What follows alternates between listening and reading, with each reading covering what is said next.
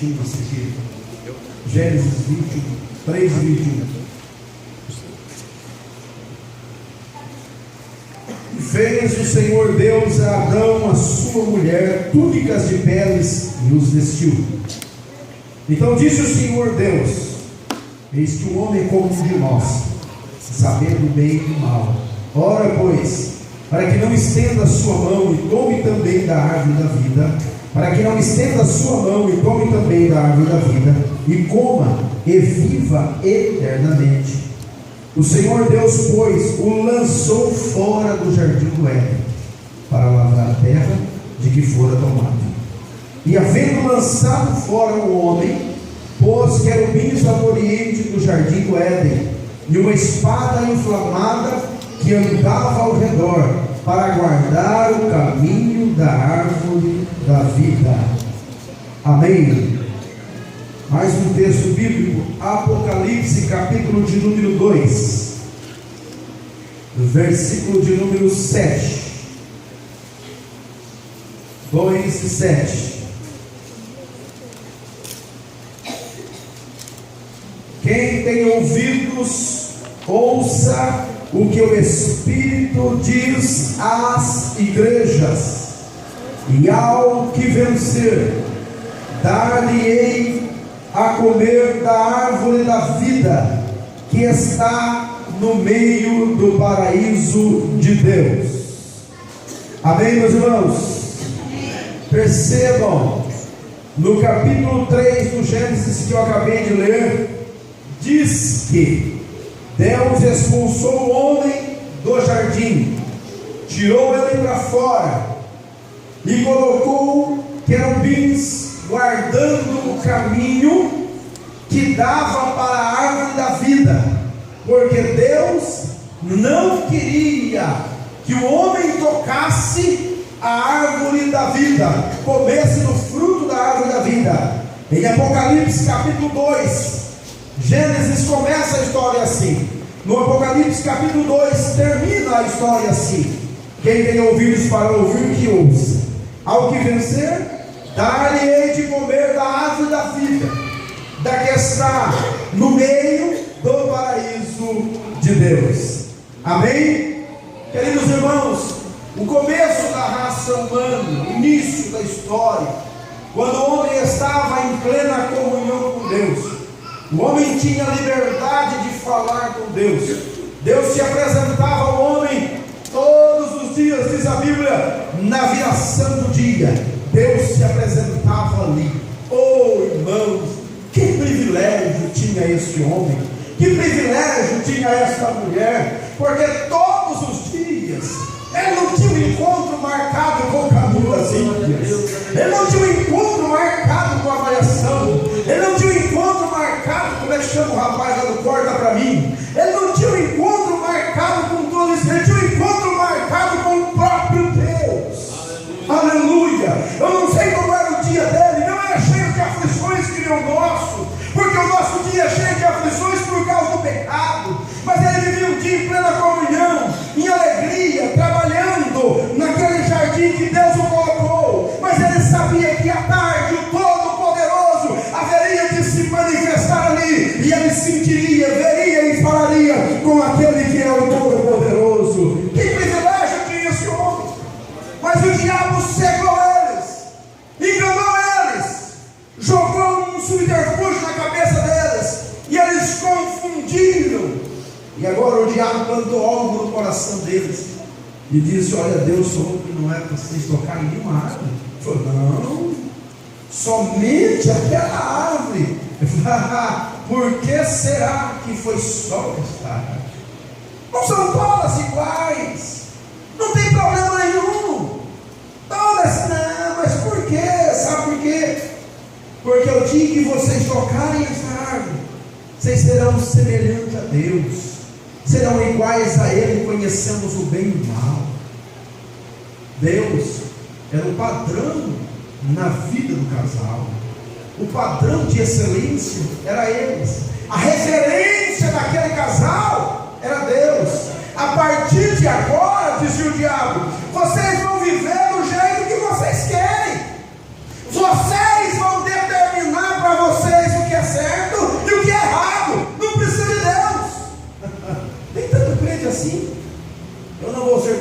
pesado como o irmão de quem copiei esta frase. Mas tem tanto crente nessa linha. Se eu sentir, eu paro. Se eu sentir, eu tiro. Se eu sentir, eu deixo. Sem se preocupar com o que diz o nosso Deus na sua palavra. Se eu sentir, eu mudo. Se eu sentir, eu vou mudar. Ele acha que ele é Deus dele mesmo. Foi isso que o diabo fez com Eva e com Adão. Agora vocês são Deus e vocês mesmos. Resolve a sua vida. Faz o que você quer. E eles tomaram essa atitude. Participaram daquele fruto que Deus tinha dito: não participa. Tocaram. Mas a primeira coisa, viram que estavam nus. Aquela alegria de ver Deus se apresentando agora se tornou em temor, em medo. E quando eles viram que Deus estava se aproximando, eles fugiram, se esconderam do Deus Todo-Poderoso. Mas Deus foi ao encontro deles: Adão, Adão, aonde tu estás, Adão? Adão havia pecado, estava se escondendo de Deus. Mas Deus o chamou, traçou uma sentença para ele, para a esposa, para o diabo, e uma promessa para toda a igreja: que da semente da mulher nasceria um que iria pisar a cabeça do diabo, iria esmagar a cabeça da serpente. E assim, meus irmãos, mas quando ele faz toda a sua sentença, ele chama o homem e a mulher e diz: saiam daqui. Irmãos, que tristeza. Alguém aqui já foi tocado em algum lugar? Alguém já foi tocado? Isso é. Eu tenho certeza que talvez só a irmã entenda o que eu vou dizer aqui. Oh, coisas tristes. Quando eu era criança, eu tinha alguns amigos. E eu frequentava a casa deles. E quando eu cheguei na casa, eles estavam sentados na sarjeta comendo uma jaca. E quando eu cheguei e falei assim: nossa, vocês estão comendo jaca? E ele me disse assim: olha, essa jaca aqui é uma delícia. Eu falei: ô, então me dá. Ele falou assim: ó, é do pomar daqui. Eu falei: então eu não quero. Desde criança meu pai ensinava isso para nós: não põe a mão nisso, meu filho. E eu não comia jaca. Eu falei: não quero isso não. Aí o pai deles chegou e percebeu que a cerca do homem estava quebrada. E eu dentro da casa lá, eles faziam uns bolos muito gostosos. Eu comia do bolo com eles, tomando chá da tarde com eles. E chegou o pai deles e falou assim: quem entrou ali? E o menino falou assim: eu não fui. O outro: eu também não. Mas o dono disse: olha, foi o fulano que entrou lá, pai. O dono foi lá e me falou: seus filhos entraram aqui, mexeram aqui. Ele olhou para mim e falou: moleque, some da minha casa. E eu assustei e falei: mas o que eu fiz? Ele falou: meus filhos não faziam isso. Foi só começar a andar com você que eles viraram essa coisa ruim aí. A partir de agora, some da minha casa. Meus irmãos, eu fiquei muitos dias lembrando dessa palavra e chorava de tristeza, porque eu fui tocado daquela casa. Agora você já imaginar o Deus, o Todo-Poderoso, não é um homem qualquer que erra e que falha, mas o Deus olhar e diz: fora daqui, eu não quero mais você. Eu podia parar de pregar aqui e você começar a adorar a Deus desde já, porque você, Deus, não tocou. Deus te chamou para a sua maravilhosa luz, olhou para você, você não valia nada, e disse: tu és meu. Eu te escolhi no meio de milhares e coloquei em você o meu Espírito. Eu te chamei para mim. Aleluia. Mas Deus disse àquele casal: saiam da minha presença. E não só isso, a Bíblia diz que lançou ele fora e colocou querubins guardando o lugar. Eles não podem voltar a tocar na árvore da vida. Não pode, porque quem toca na árvore da vida vive eternamente. Aleluia, glória a Deus. E o homem é um pecador, agora não pode. O pecado do homem não pode fazê-lo viver eternamente.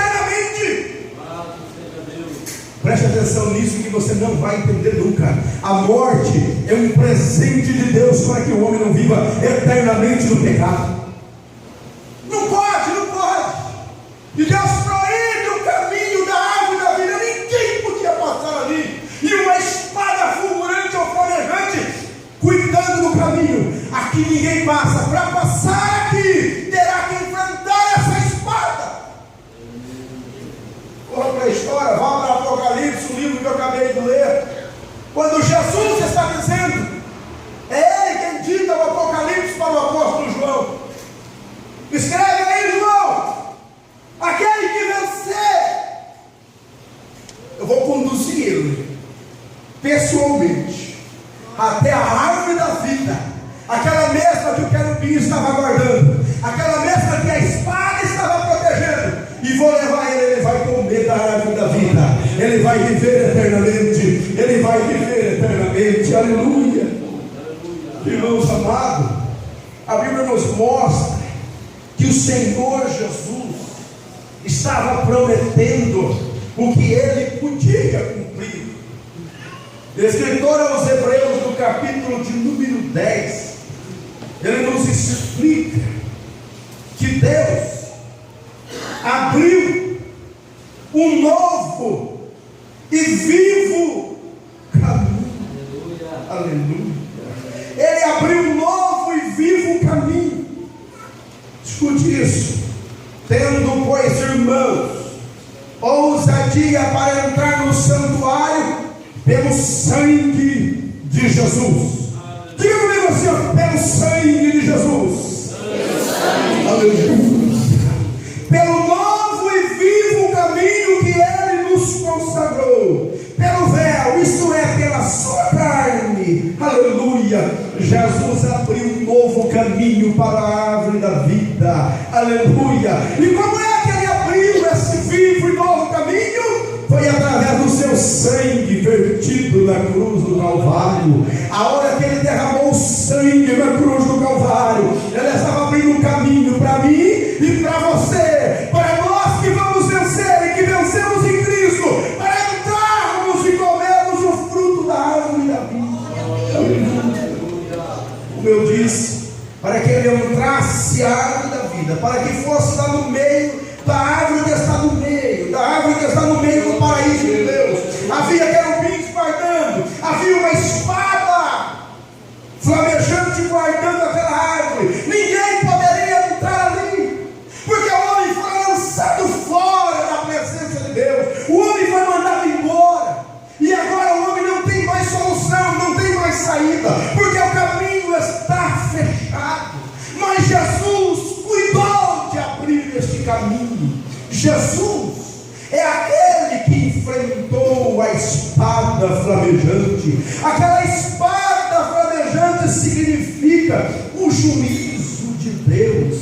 Ninguém poderia tentar entrar ali sem encarar aquela espada, sem passar aquele caminho onde a espada estava cortando. Mas Jesus se prontificou a enfrentar aquela espada, e a Bíblia diz que aquela espada o transpassou. Ele teve o seu corpo moído, ele foi moído na cruz do Calvário. Aleluia. Para que você estivesse aqui tendo o direito de entrar no céu pelas portas e entrar e tocar o fruto da árvore da vida com a liberdade que Deus te dá.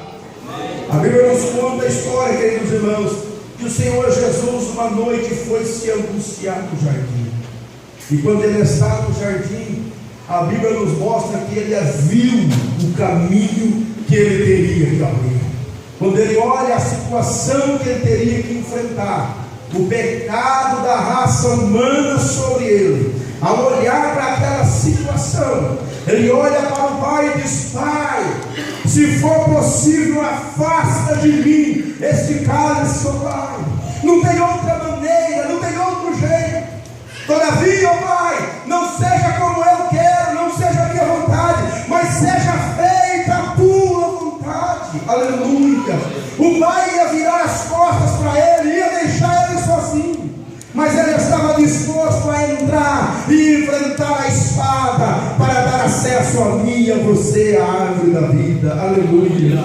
A Bíblia diz que depois do Getsemane Ele vai ao Calvário, Ele é levado ao Calvário. E quando Ele é levado ao Calvário, Ele é pregado na cruz e levantado como uma figura horrenda, totalmente desfigurado, nu. Ele estava naquele madeiro nu, totalmente como símbolo de vergonha, como um símbolo do pecado erguido na frente daquele povo. Não se iluda, o meu e o seu pecado estava sobre ele. Jesus estava horrível, porque quando olhava para ele, via as minhas obras, via as suas atitudes. Ele estava levantado tão horrível que estava, que ele disse que ele seria comparado à serpente que foi levantada no deserto para que o povo fosse curado. Ele se parecia com uma serpente levantada no deserto. Sabe por quê? Porque o meu pecado e o seu pecado estava sobre ele. Aleluia. A Bíblia diz que ele se fez pecado por nós.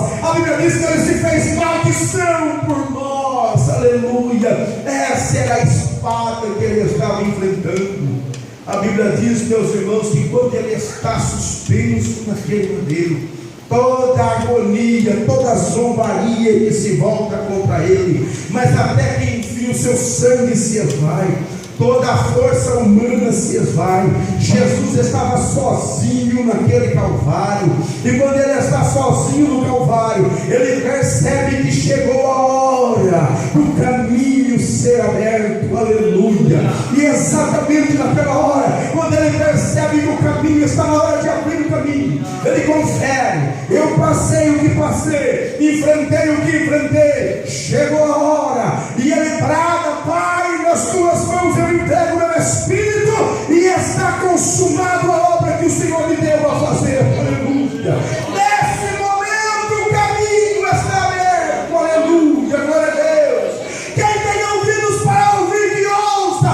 O caminho da água e da vida está aberto, e é um lugar para você entrar, meu irmão. Aleluia. Glória a Deus. Aleluia. Ao morrer na cruz do Calvário, Jesus deixou a porta aberta, e essa porta está aberta então hoje. Aleluia. Por isso que nós sempre entraremos pelo poder do sangue de Jesus. Oh, glória a Deus. Eu me sinto aqui sem culpa, eu me sinto livre de todas as culpas. Portanto, agora nenhuma condenação a mais para aqueles que estão em Cristo Jesus. Entra, a árvore da vida te espera. Entra, o caminho está aberto. Jesus abriu com o seu sangue, com a sua carne, ele abriu para você passar. Aleluia, aleluia, glória a Deus. Não tem coisa mais triste na vida do homem e de uma mulher do que a culpa. Não tem coisa pior na sua vida do que sentir a culpa.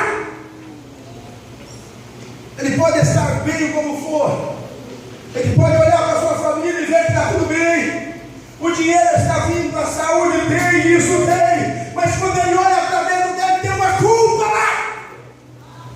E o único que tira a culpa é o sangue de Jesus. É o sangue de Jesus. É o sangue. Aleluia. Eu não mereço, mas eu sinto que a minha culpa foi tirada. Os senhores estão olhando para um homem inocente. Os senhores estão olhando para um homem cujos pecados foram perdoados, cuja transgressão foi esquecida. O meu pecado foi apagado. O seu pecado foi apagado. A Bíblia diz que no céu não entra pecado. A Bíblia diz, não explica que no céu só vai entrar perfeito. A Bíblia diz que vai entrar até aleijado. Eu não sei como, mas a Bíblia diz que vai entrar cego. A Bíblia diz que vai entrar coxo, que vai entrar gente de maneta, sem mão. Quer dizer assim, é melhor arrancar um olho, é melhor arrancar uma perna, é melhor arrancar um braço e entrar no céu, faltando o olho, faltando a perna, do que ter um corpo perfeito e ser lançado no inferno. A Bíblia diz que desse jeito entra no céu, sem olho, sem braço, sem cabelo, sem. A Bíblia diz que pobre, sem dinheiro, entra no céu. A Bíblia conta a parábola de dois homens, um pobre e um rico.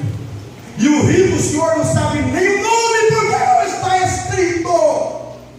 Mas o pobre, o Senhor sabe o nome do pobre é Lázaro. Porque não está escrito só na palavra, estava escrito no livro da vida. E Deus fez questão de mencionar o nome do pobre.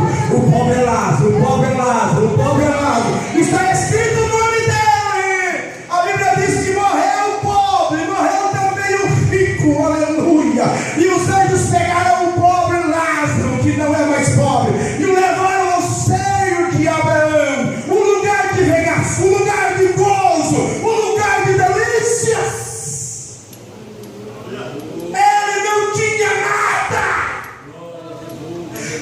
o que comer, mas o nome está escrito no livro da vida. O nome está escrito no livro da vida. O teu nome está no livro da vida. O teu nome está no livro da vida. Adore, glorifique e exalte a Deus.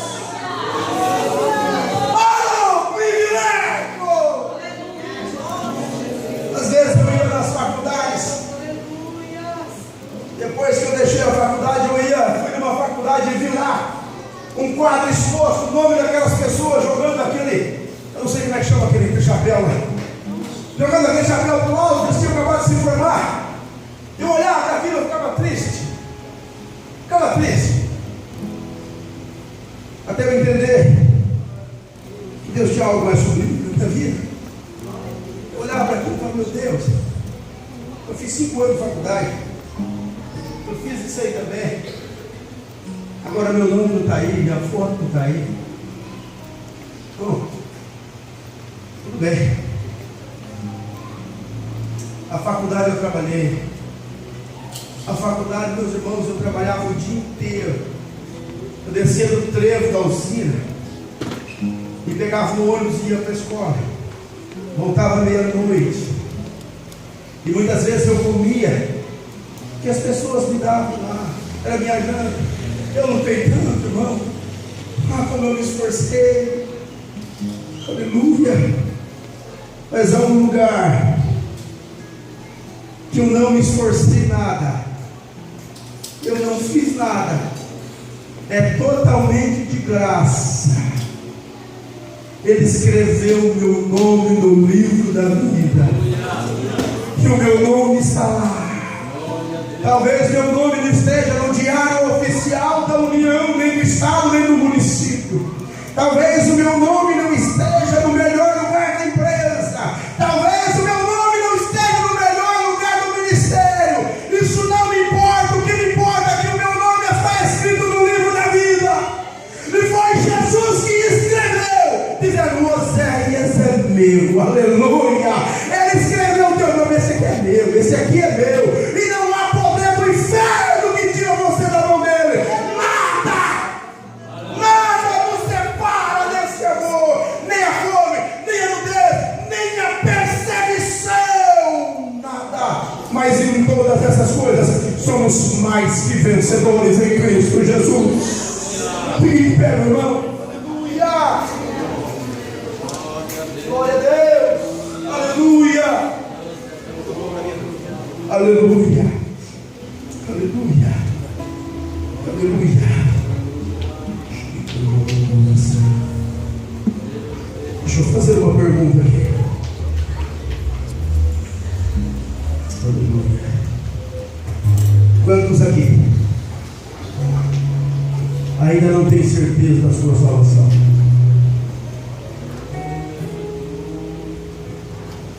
Quantos em dúvida quanto à sua salvação?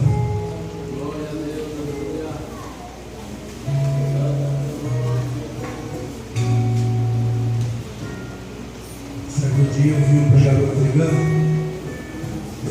e ele explicava que salvação não é um cálculo matemático. Eu vim para a igreja, levantei a minha mão, desci as águas do salvo. Ele dizia o seguinte: o Espírito Santo, não é a concordância desse irmão aí que me faz salvo. Não é eu olhar para o Antônio e falar: Antônio, o senhor está salvo. Não é a aprovação de todos que me faz salvo,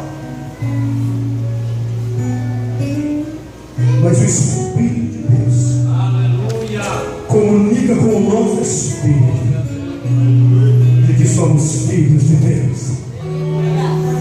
te salva. Ele marca você com seu sangue. Aí o Espírito dele fala assim: você é salvo. Você é salvo.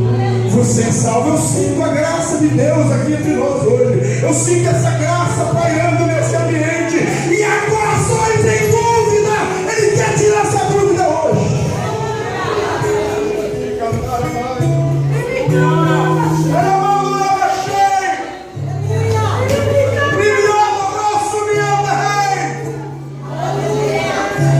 Estava no meu trabalho e pensando nesse versículo, eu comecei a orar. E todo mundo soltando aquele barulho todo e orando: Jesus, a tua palavra diz que o teu Espírito comunica com o nosso Espírito, comunica com o meu agora. Eu preciso saber.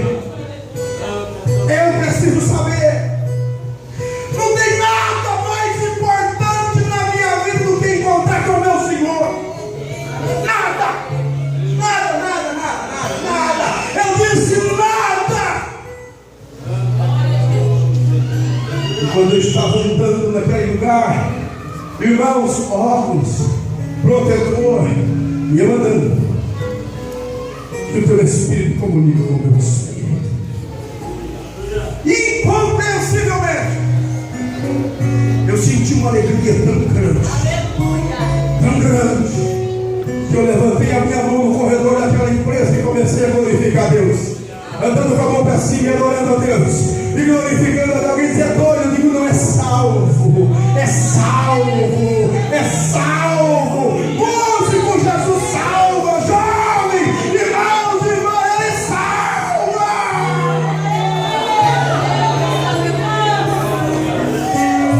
Aleluia.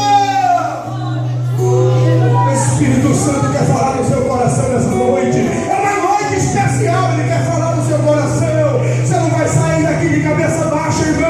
Você não vai sair daqui de cabeça baixa, não. Você vai dizer: o meu nome está escrito no livro da vida. Meu nome está lá. Eu estava vendo o Natal falar hoje. Oh, Natal. Oh, Natal. Ah, irmão, eu não vi a hora da minha partida. Só Deus sabe como é que estava o meu coração. Irmãos, preste atenção nisso. Crente tem que ser maduro, escuta isso. Essa igreja que eu estou olhando aqui, ela é chamada de igreja militante. Sabe o que é isso? Vocês estão pelejando, vocês estão em guerra. Mas é uma igreja que a Bíblia chama de igreja triunfante. Sabe quem que é? Bom vídeo, irmã Aparecida, a irmã Virgínia, o irmão Zezinho, o irmão Zé de Mateus. A igreja triunfante.